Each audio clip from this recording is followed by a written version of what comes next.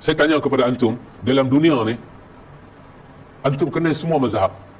Mazhab manakah yang paling buruk pandangan dia kepada Aisyah?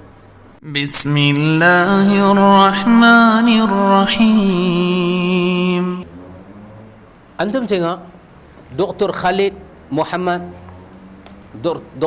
Muhammad dalam buku dia Silsilah Ummahatul Mu'minin wa Da'watu ila Allah. Ini Dr. Khalid bin Muhammad, dia menulis buku ini, iaitu Silsilah Ummahatul Mu'minin. Silsilah Melayu panggil apa? Silsilah kan? Silsilah. Boleh faham silsilah? Latar belakang kah silsilah? Tak apalah, bubuh bila. Silsilah Ummahatul Mu'minin, Silsilah Ummahatul Mu'minin wa Da'watu ila Allah. Dan bagaimana Dr. Khalid Muhammad nak membongkarkan lepas daripada Rasulullah wafat ataupun semasa Rasulullah masih hidup, isteri-isteri Rasulullah menjalankan usaha dakwah ila Allah. Tapi yang saya nak ambilnya, bila Dr. Khalid Muhammad dia bercerita tentang Aisyah,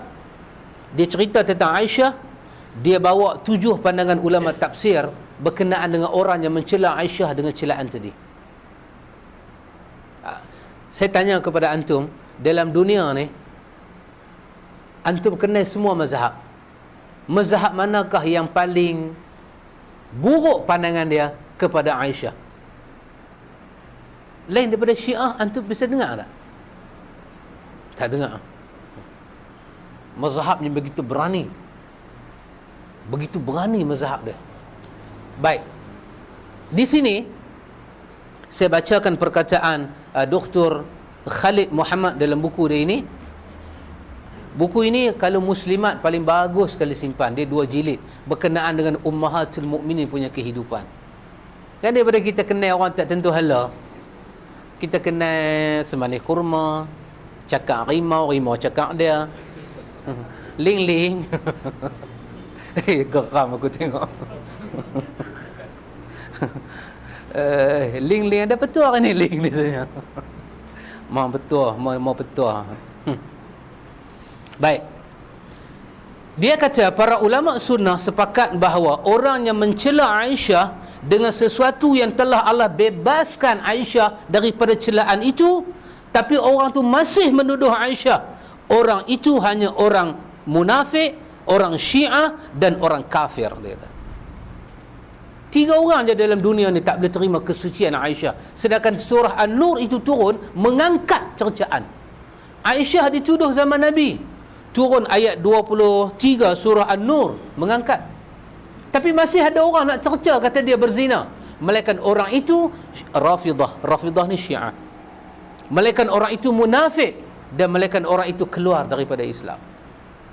Lepas tu dia kata dia Imam Ibn Kathir rahimahullahu ta'ala berkata, innal ladhina yarmuna al-muhsanat al-ghafilat al-mu'minat lu'inu fi dunya wal akhirah walahum azabun azim. An-Nur 23. Allah berfirman, sesungguhnya orang yang menuduh perempuan yang baik dengan tuduhan zina, yang menuduh perempuan yang baik itu mereka dilaknat dunia dan akhirat dan mereka mendapat azab yang sangat besar. Perempuan yang baik di sini adalah Aisyah radhiyallahu anha, bukan perempuan-perempuan lain. Asbabun nuzul adalah Aisyah. Aisyah yang menjadi mangsa cercaan zaman Nabi. Kata Ibn Kathir, seluruh ulama sepakat bahawa orang yang mencela dan menuduh Aisyah radhiyallahu anha dengan tuduhan yang disebut dalam ayat ini telah menjadi kafir dan menentang Al-Quran. Quran kata orang itu tak bersalah, tiba-tiba kita kata dia salah. Apa hal-hal ni? Ibn Kathir kata dia keluar daripada Islam. Imam Ibn Qayyim Al-Jauziyah menyebut sepakatnya umat Islam atas kafirnya orang menuduh Aisyah dengan berzina. Siapa tuduh Aisyah berzina? Orang tu keluar daripada Islam. Aisyah adalah orang yang paling dicintai oleh Rasulullah. Telah turun pula pembebasan daripada langit yang membebaskan Aisyah daripada tuduhan. Umat Islam telah sepakat atas kufurnya orang yang menuduh Aisyah dengan tuduhan zina. Ini Imam Ibn Qayyim menyebut. Muhammad Khalid bin Muhammad dia bawa ini. Kemudian dia bawa yang ketiga, Imam Zarqashi. Kata Imam Zarqashi, sesiapa yang menuduh Aisyah berbuat zina, dia adalah kafir, kerana Al-Quran telah menjelaskan Aisyah bebas dari tuduhan itu. Siapa yang menuduh Aisyah? Rafidah. Syiah yang paling tua dalam dunia ni, Rafidah. Kata Imam Malik, orang yang menuduh Aisyah berzina harus dibunuh kerana dia telah menyalahi Al-Quran. Siapa yang menyalahi Al-Quran patut dibunuh kerana dia berani mendustakan Al-Quran. Subhanallah. Ini sunnah membela isteri Nabi. Ini sunnah membela isteri Nabi. Dan kata Imam Qurtubi,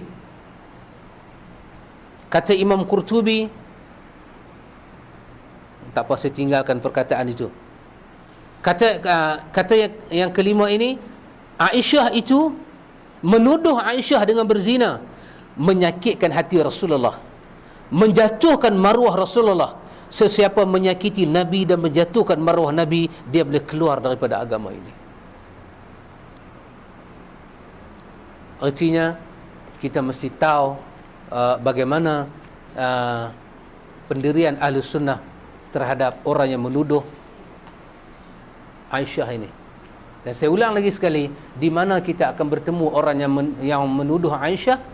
Kita akan bertemu di dalam mazhab yang tua ini, mazhab Syiah.